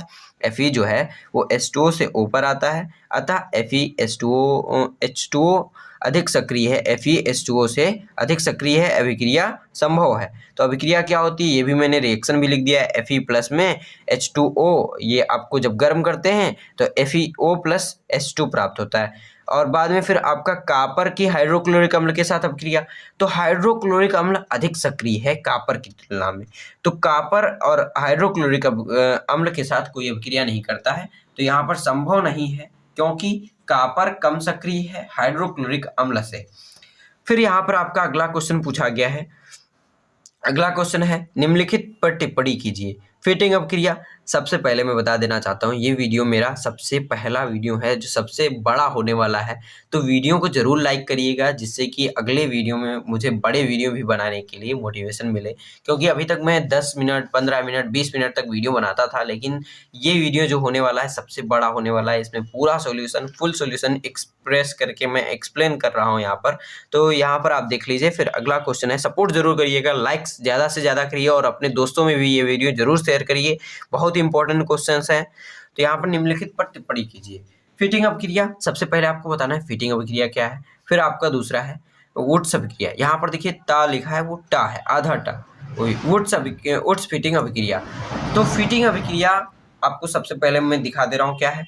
जब केवल एरिल हैलाइड धात्विक सोडियम के साथ ईथर माध्यम में क्रिया कराते हैं तो डाइफेनिल उत्पाद प्राप्त होता है, यह फिटिंग अभिक्रिया कहलाती है। यानी कि जब हम कोई क्लोरोबेंजीन का अभिक्रिया जब कराते हैं किसके साथ, एरिल हैलाइड है ना, ये एरिल किसको, आपका जब बेंजीन के ऊपर कोई हेलोजन परमाणु जुड़ा होता है तो उसको हम एरिल हैलाइड बोलते हैं। तो एरिल हैलाइड की अभिक्रिया जब हम सोडियम धातु से ईथर की उपस्थिति में कराते हैं तो यहाँ पर आपका डाइफेनिल और सोडियम क्लोराइड प्राप्त होता है। तो इस तरीके से ये आपका हो जाता है फिटिंग अभिक्रिया। फिर आपका यहाँ पर पूछा गया अगला उट्स फिटिंग अभिक्रिया, तो यहाँ पर अब मैं उट्स फिटिंग अभिक्रिया भी दिखा दे रहा हूँ कि क्या है उट्स फिटिंग अभिक्रिया। तो यहाँ पर आप देख लीजिए उट्स फिटिंग अभिक्रिया के लिए ये पहले तो इसका परिभाषा देखिए, क्लोरोबेंजीन की निर्जल ईथर में सोडियम की उपस्थिति में मेथिल क्लोराइड के साथ अभिक्रिया कराने पर टॉल्यूइन बनती है। तो जब क्लोरोबेंजीन की अभिक्रिया हम निर्जल ईथर से यानी कि निर्जल ईथर की उपस्थिति में सोडियम से जब कराते हैं हम, तो क्या प्राप्त होता है? Methyl chloride. मेथिल क्लोराइड के साथ हम जब अभिक्रिया कराएंगे तो क्या प्राप्त होगा? टॉल्यूइन बनता है। यहाँ पर आप सबसे पहले रिएक्शन में देखिए तो ज़्यादा समझ में आएगा। क्लोरोबेंजीन की अभिक्रिया किससे कराना है? सोडियम और मेथिल क्लोराइड से के साथ जब कर्म करेंगे तो यहाँ पर आपका टॉल्यूइन प्राप्त हो जाएगा। फिर यहाँ पर आपका अगला क्वेश्चन स्टार्ट हो जाता है यहाँ से। तो अगला क्वेश्चन ये है, सबसे पहले आपको मैं पेपर में दिखा दे रहा हूँ। ये 6वां क्वेश्चन स्टार्ट हो गया। यहाँ पर 5 नंबर का ये क्वेश्चन है। 5 नंबर का, शून्य कोटि की अभिक्रिया के वेग स्थिरांक का व्यंजक तथा अर्ध आयु ज्ञात कीजिए। 5 नंबर का क्वेश्चन है, यहाँ से स्टार्ट है। शून्य कोटि की अभिक्रिया के वेग स्थिरांक का व्यंजक तथा अर्ध आयु ज्ञात कीजिए, यहाँ पर क्वेश्चन है।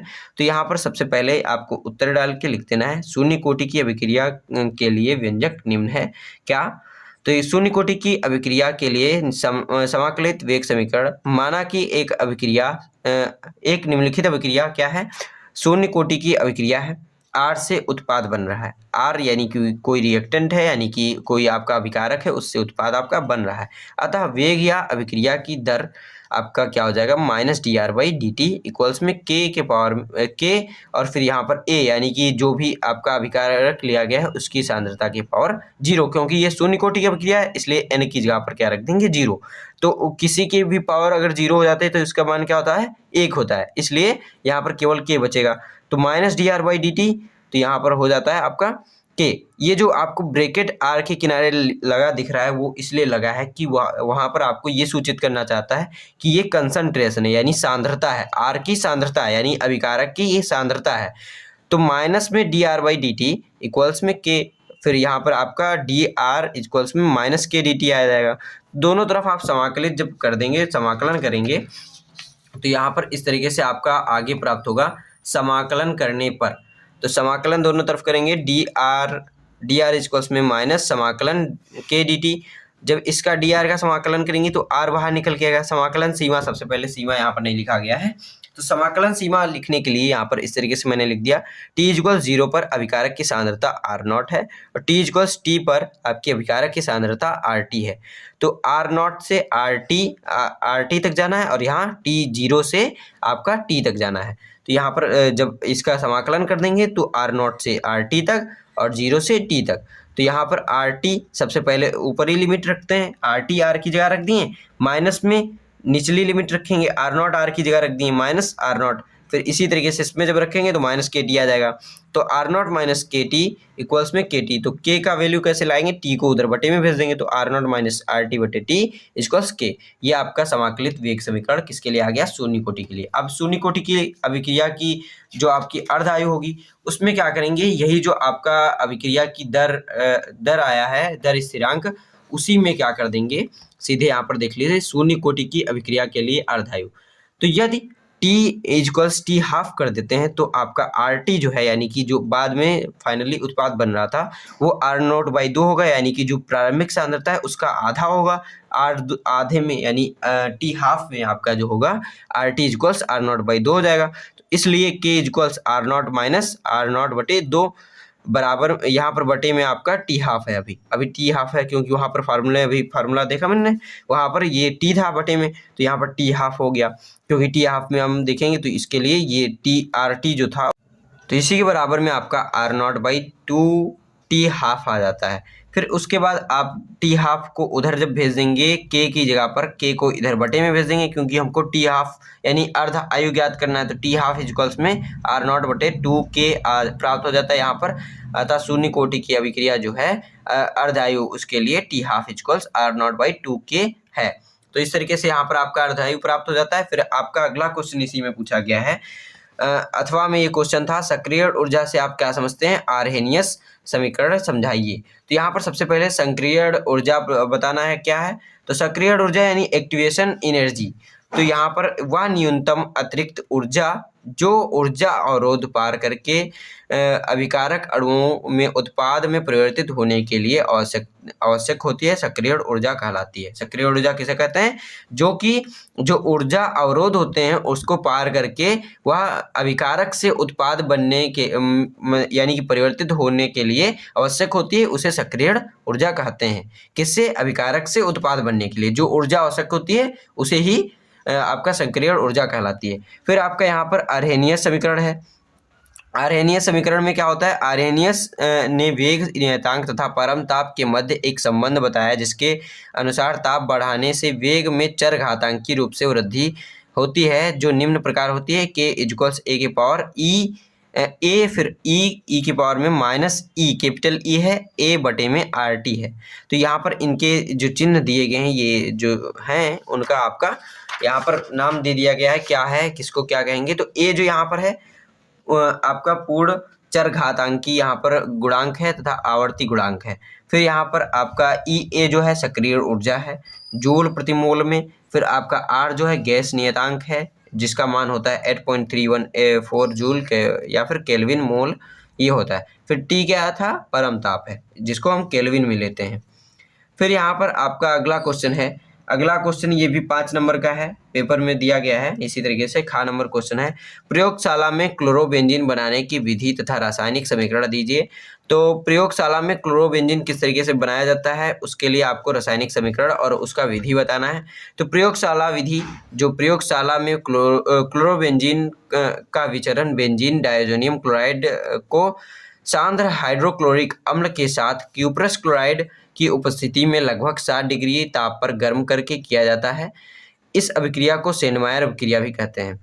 अभिक्रिया में प्रयुक्त डायजोनियम लवण एनिलीन की 0 डिग्री से 5 डिग्री सेल्सियस पर सोडियम नाइट्रेट तथा तनु HCl की यहाँ पर आपका डाइजोटीकरण अभिक्रिया द्वारा प्राप्त किया जाता है। यहाँ पर इसकी अभिक्रिया दे दी गई है कि एनिलीन की अभिक्रिया जब हम सोडियम नाइट्रेट से HCl के साथ कराते हैं 0 से 5 डिग्री ताप पर, तो यहाँ पर आपका बेंजीन डाइजोनियम क्लोराइड प्राप्त होता है और साथ में आपका NaCl यहाँ पर बाहर मुक्त हो जाता है। फिर यहाँ पर आपका इसके बाद यहाँ पर रिएक्शन जो दी गई है बेंजीन डाइजोनियम क्लोराइड के साथ जब अभिक्रिया हम HCl अम्ल की दोबारा कराते हैं तो यहाँ पर क्लोरोबेंजीन प्राप्त हो जाता है। तो इस तरीके से यहाँ से एनिलीन से क्लोरोबेंजीन प्राप्त हो गया। तो यहाँ पर इस तरीके से ये पूरा क्रिया विधि थी और यहाँ पर इसका समीकरण भी इस तरीके से आपका हो गया। फिर यहाँ पर आपका अगला क्वेश्चन पूछा गया है, इसी के अथवा में क्वेश्चन था, ये करिए या फिर इसके अलावा ये कर सकते हैं आप। तो फ्रीडल क्राफ्ट अभिक्रिया को उदाहरण सहित समझाइए। तो फ्रीडल क्राफ्ट अभिक्रिया क्या है?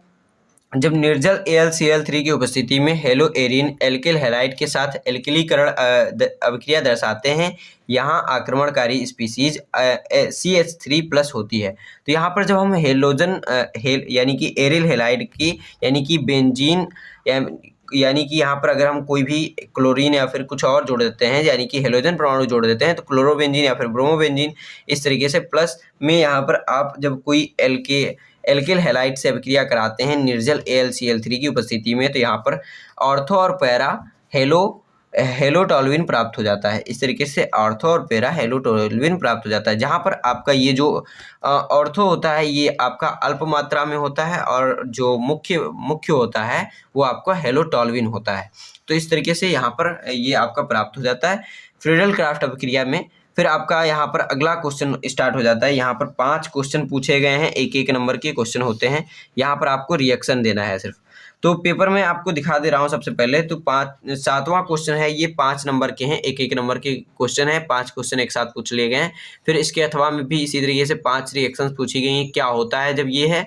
और यहाँ पर है आपका निम्नलिखित भाग पर कैसे प्राप्त करेंगे, ये आप कैसे प्राप्त करेंगे ये आपको बताना है। तो यहाँ पर सबसे पहला क्वेश्चन दिया गया है बेंजीन से टोल्यूइन प्राप्त करना।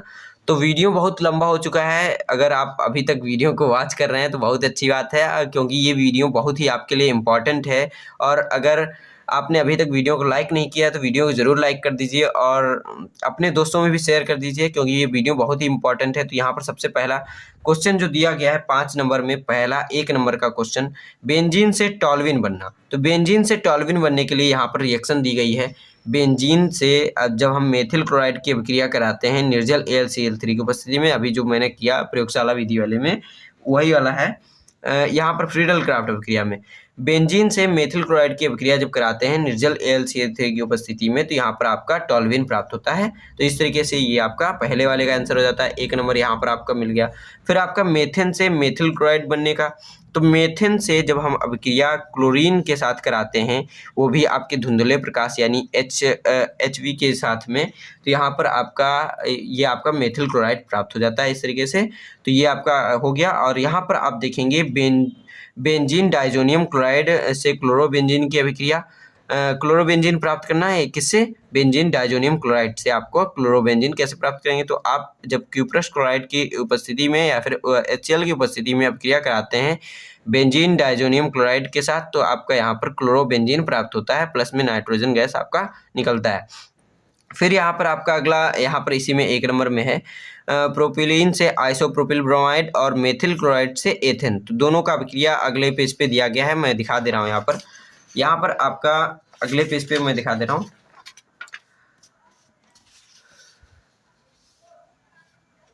यहाँ पर सबसे पहले आपका मेथिल क्लोराइड से सोडियम के साथ जब अभिक्रिया आप कराते हैं शुष्क ईथर की उपस्थिति में, तो यहाँ पर आपका इस तरीके से एथेन प्राप्त हो जाता है। और यहाँ पर आपका प्रोपेन से जब अभिक्रिया आप यहाँ पर HBr यानी कि कोई भी आपका जो हेलोजन अम्ल होता है उसके साथ जब अभिक्रिया कराते हैं, तो यहाँ पर आपका आइसोप्रोपिल ब्रोमाइड प्राप्त हो जाता है। और यहाँ पर इस तरीके से आपका आइसोप्रोपिल, ये आपका मार्कोनी ऑफ के नियम के अनुसार आपका आइसोप्रोपिल ब्रोमाइड यहाँ पर प्राप्त होता है। फिर आपका अगला क्वेश्चन यहाँ पर अथवा में जो दिया गया था, अगर आपको वो सभी रिएक्शंस नहीं आ रही हैं, वैसे तो वो रिएक्शन बहुत इंपॉर्टेंट है, तो वो आना जरूरी है। नहीं अगर आपको वो रिएक्शन आ रही है तो आपको अथवा में ये क्या होता है जब, ये भी आप कर सकते हैं। इसमें भी 5 क्वेश्चन है, 1-1 नंबर के हैं हर एक क्वेश्चन। तो एथिल ब्रोमाइड की अभिक्रिया जिंक धातु के साथ कराते हैं तब क्या होता है आपको बताना है। तो यहाँ पर मैंने लिख दिया है कि एथिल ब्रोमाइड की अभिक्रिया ईथर की उपस्थिति में जिंक धातु के साथ गर्म करने पर एल्केन देते हैं। क्या, जब हम एथिल ब्रोमाइड की अभिक्रिया ईथर की उपस्थिति में जिंक धातु से कराते हैं, जिंक धातु के साथ जब गर्म करते हैं तो आपका एल्केन प्राप्त होता है। तो यहाँ पर देखेंगे C2H5Br कि जब हम जिंक धातु के साथ ईथर की उपस्थिति में जब अभिक्रिया कराते हैं, तो यहाँ पर आपका C4H10 यानी कि आपका ब्यूटेन, ये एल्केन है एक, तो एल्केन प्राप्त हो गया, प्लस में ZnBr आपका अलग हो जाता है। तो यहाँ पर आपको सीधे बता देना है कि आपका जब एल्किल हैलाइड से अभिक्रिया जिंक धातु के साथ कराते हैं ईथर की उपस्थिति में, तो यहाँ पर एल्केन प्राप्त होता है। ये आपका परिभाषा भी हो जाता है, यहाँ से आप रिएक्शन भी आराम से लिख सकते हैं। फिर आपका यहाँ पर अगला क्वेश्चन यहाँ पर इसी में पूछा गया है 12 नंबर, मेथिल क्लोराइड की अभिक्रिया सोडियम धातु के साथ ईथर विलयन में कराते हैं तो क्या होगा। तो मेथिल क्लोराइड की अभिक्रिया शुष्क ईथर की उपस्थिति में सोडियम धातु के साथ कराने पर एथेन देते हैं। यह ओट्स अभिक्रिया कहलाती है। इसके द्वारा मुख्यतः सममित एल्केन बनाए जाते हैं। तो यहाँ पर क्या है, उसी की तरीके से एकदम है। इसमें क्या है, जिंक से कराया जाता था, लेकिन इसमें ओट्स अभिक्रिया में सोडियम से कराया जाता है। तो मेथिल क्लोराइड की अभिक्रिया जब हम सोडियम के साथ शुष्क ईथर की उपस्थिति में कराते हैं, तो यहाँ पर एल्केन प्राप्त होता है। यहाँ पर क्या है, एथेन, यहाँ मेथिल था, यहाँ पर एथेन प्राप्त हुआ। तो मेथिल क्लोराइड की अभिक्रिया जब सोडियम से कराते हैं शुष्क ईथर की उपस्थिति में, तो यहाँ पर एथेन यानी कि एल्केन प्राप्त हो जाता है, और प्लस में आपका सोडियम क्लोराइड निकलता है। फिर यहाँ पर आपका अगला क्वेश्चन है यहीं पर, तो आयोडोमेथन की अभिक्रिया शुष्क ईथर विलयन की मैग्नीशियम धातु के साथ कराते हैं, तो यहाँ पर आपका क्या होता है ये आपको बताना है। तो सबसे पहले मैं आपको एक इम्पॉर्टेंट चीज़ बता देना चाहता हूँ। इस जो पूरा पेपर है और इसका पूरा सॉल्यूशन का PDF जो है वो मैंने प्रेपवेव ऐप पे अपलोड कर दिया है। ये मेरा खुद का ऐप है और उस पर आप यहाँ पर आप PDF इसका देख सकते हैं, और उसको देख करके पूरा सॉल्यूशन आप अपनी कॉपी पर कर सकते हैं या फिर देख सकते हैं उसको आराम से जब भी चाहे। तो आप ऐप ज़रूर अभी डाउनलोड कर लीजिए और इसका पूरा PDF वहाँ से आप देख लीजिए। बहुत ही इंपॉर्टेंट है कि आप उसका PDF कभी भी खोल के इसका आंसर देख सकते हैं, क्योंकि कभी भी आप क्वेश्चन करेंगे तो यहाँ पर इनके जो क्वेश्चन है फंसते ज़रूर हैं। मैंने भी बहुत बार किया, तो क्वेश्चन हर बार आंसर ढूंढना पड़ जाता है कि वेरीफाई ज़रूर कर लेते हैं कि ये सही है कि नहीं सही है। तो उसके लिए आप उसको ऐप को ज़रूर डाउनलोड करिए, वहाँ से आप आंसर ये सभी आराम से देख सकेंगे। तो यहाँ पर आपका जो अगला क्वेश्चन है उसमें कहा गया है कि मेथिल आयोडाइड से आपका मैग्नीशियम धातु के साथ जब अपक्रिया कराते हैं तो क्या होता है, तो यहाँ पर शुष्क ईथर की उपस्थिति में जब हम मेथिल आयोडाइड की अभिक्रिया मैग्नीशियम धातु के साथ कराते हैं तो कार्बोधात्विक यौगिक ग्रिग्नार्ड अभिक्रिया बनता है, ग्रिग्नार्ड अभिक्रमक बनता है। क्या बनता है, CH3 आयोड, यानी कि आपका मेथिल आयोडाइड की अभिक्रिया जब हम मैग्नीशियम के साथ शुष्क ईथर की उपस्थिति में कराते हैं तो यहाँ पर आपका मेथिल मैग्नीशियम आयोडाइड प्राप्त हो जाता है इस तरीके से। फिर यहाँ पर आपका अगला क्वेश्चन दिया गया है, एल्कोहलों से पिरीडीन की सूक्ष्म मात्रा की उपस्थिति में थाइनिल क्लोराइड के साथ गर्म करने पर क्या होता है, ये पूछा गया है। तो यहाँ पर आपका एल्कोहलों और पिरीडीन की सूक्ष्म मात्रा की उपस्थिति में थाइनिल क्लोराइड के साथ गर्म करने पर एल्किल क्लोराइड बनते हैं, यह डार्जन अभिक्रिया कहलाती है। तो CH3OH यानी कि मेथनॉल की अभिक्रिया जब हम थायोनिल क्लोराइड SOCl2 के साथ कराते हैं, गर्म करते हैं पिरीडीन की उपस्थिति में, तो यहाँ पर आपका CH3Cl यानी कि क्लोरोमेथिल प्राप्त होता है, प्लस में SO2 यानी कि सल्फर डाइऑक्साइड गैस प्राप्त होती है, प्लस में HCl गैस प्राप्त होती है। फिर यहाँ पर आपका अगला है एथिल एल्कोहल और पिरीडीन की सूक्ष्म मात्रा में उपस्थित थायोनिल क्लोराइड की अभिक्रिया कराने पर आपका क्या होता है, यहाँ पर पूछा गया है। इस तरीके से इसको पहले मैं क्वेश्चन दिखा दे रहा हूँ जिससे कि समझ में अच्छे से आ जाए। एथिल एल्कोहल की थायोनिल क्लोराइड के साथ अभिक्रिया, ऊपर वाला था एल्कोहल से थायोनिल क्लोराइड की अभिक्रिया, ये एकदम सेम है लगभग। इसमें आप जो एथिल एल्कोहल वाले में जो आप रिएक्शन देंगे उसको आप एल्कोहल वाले में भी दे सकते हैं यहाँ पर, लेकिन एथिल एल्कोहल वाले के लिए एथिल एल्कोहल वाला देना है। तो एथिल एल्कोहल की अभिक्रिया जब यहाँ पर होगी, एथिल एल्कोहल की अभिक्रिया जब हम थाइनिल क्लोराइड के साथ कराते हैं तो यहाँ पर एथिल क्लोराइड और SO2 गैस और HCl गैस प्राप्त होता है। तो इस तरीके से इसका आंसर हो जाता है। फिर यहाँ पर अब लास्ट क्वेश्चन है, सीसा संचायक सेल पर संक्षिप्त वर्णन करते हुए इसके एनोड तथा कैथोड पर होने वाली अभिक्रिया लिखिए। तो सीसा संचायक सेल, लेड स्टोरेज सेल आपका इस तरीके से लिखना है। तो मैं सबसे पहले इसका क्वेश्चन का जो क्वेश्चन है उसको पेपर में दिखा दे रहा हूँ। ये अंतिम क्वेश्चन है और वीडियो यहाँ पर बहुत बड़ा हो चुका है, आप देख लीजिए इस तरीके से। लास्ट क्वेश्चन है, लास्ट क्वेश्चन ये 7वें का लास्ट खा नंबर क्वेश्चन है। इसमें सीसा संचायक सेल पर संक्षिप्त वर्णन करते हुए एनोड तथा कैथोड पर होने वाली अभिक्रियाएं लिखिए, 5 नंबर का क्वेश्चन है। अथवा में आप राउल्ट का नियम भी कर सकते हैं। तो इन दोनों को क्वेश्चंस को मैं दिखा दे रहा हूँ, बहुत ही इंपॉर्टेंट क्वेश्चन है, आप इनका सॉल्यूशन देख लीजिए। और इसका फुल सॉल्यूशन डाउनलोड या फिर देखने के लिए आप ऐप जरूर डाउनलोड करिए, ऐप में आपको पूरा सॉल्यूशन देखने को मिल जाएगा। इसको मैं यहाँ पर पढ़ के नहीं सुना रहा हूँ या फिर समझा रहा हूँ, तो इसको आप जरूर ऐप से डाउनलोड करके आप देख लीजिए, बहुत ही इंपॉर्टेंट है। प्रेपयो ऐप है, आप प्ले स्टोर पे सर्च करेंगे तुरंत आपको देखने को मिल जाएगा। जो आपका चैनल का नाम है वही आप सर्च करेंगे, तुरंत आपका ऐप देखने को मिलेगा। तो ये बहुत ही इंपॉर्टेंट है। और इसके बाद यहाँ पर राउल्ट का नियम भी इस तरीके से दिया गया है, राउल्ट का नियम देख लीजिए।